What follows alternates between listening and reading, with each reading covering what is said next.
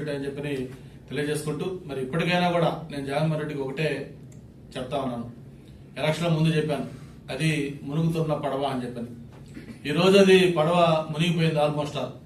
చివరికి తనతో పాటు A2గా ఉండి తన అన్నిట్లో కూడా భాగస్వామ్యంగా ఉన్న విజయసాయి రెడ్డి గారు కూడా ఈ మధ్య పార్టీకి ఎంపీ పదవికి రాజీనామా చేసిన నేపథ్యంలో ఈరోజు ఎవరు ఉంటారు, తెల్లారేసరికే ఎవరు వెళ్లిపోయారో అనే వార్త రావాల్సి వస్తుందో తెలియని పరిస్థితిలో ఈరోజు వైఎస్ఆర్సీపీ పార్టీ ఉంది.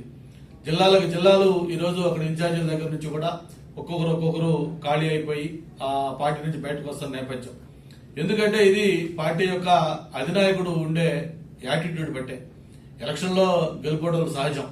తెలుగుదేశం పార్టీ కూడా ఒకటి రెండు సార్లు ఓడిపోయింది. ఓడిపోయిన తర్వాత కూడా నాయకుడు క్యాడర్ పట్ల, లీడర్ల పట్ల ఎలా ఉండాలి, ఎలా పోరాటం చేయాలి, ఎలా పార్టీని ముందుకు తీసుకెళ్లడానికి ఒక పద్ధతి ఉంటుంది. మరి ఇక్కడ జగన్మోహన్ రెడ్డి